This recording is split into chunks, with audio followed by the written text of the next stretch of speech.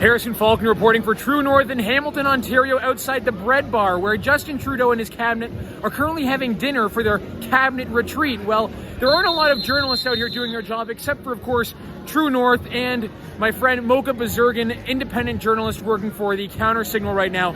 We met the Prime Minister downstairs and walked with him for 3 minutes, asking him the questions that Canadians want answered.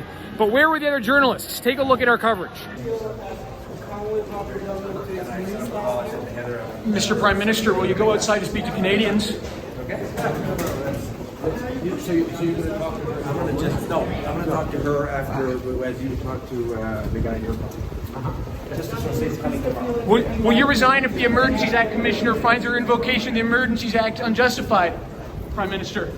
A lot of Canadians are angry right now. Do you have any message to them? How do we lower the temperature in Canada, Mr. Prime Minister? 1 year on from the Freedom Convoy, do you regret not meeting with any of the protesters? A lot of protesters outside. Would you ever be in talking to them?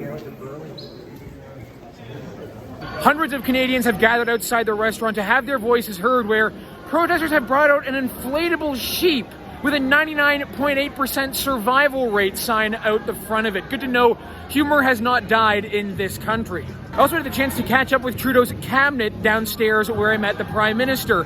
Here's what that looked like as well. Ministers, why won't you guys walk outside and speak to Canadians?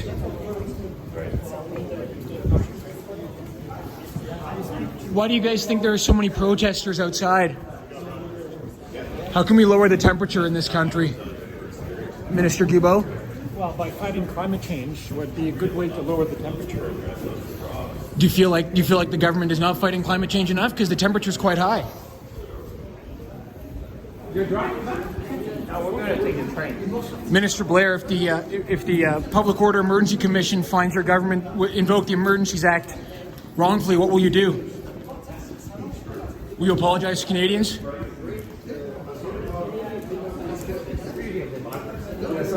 I caught up with protesters here and asked them what they would say to the Prime Minister if they could sit down with him face to face and have a real conversation.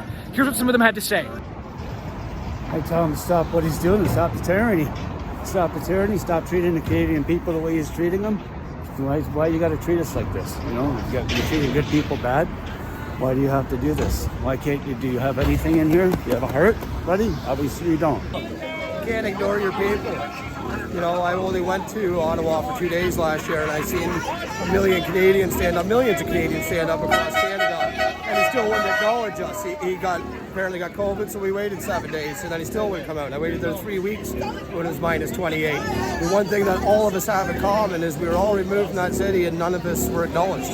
He went on national television and said that we had unacceptable views, but how could he even know this if he not to acknowledge? So my one thing would be, you know, we're not a fringe, we're your people, we have a voice and we deserve to be heard. Why are you being such a coward and ignoring your Canadians? You know, like, you're a coward. Look at all these police officers that have to protect you from peaceful people.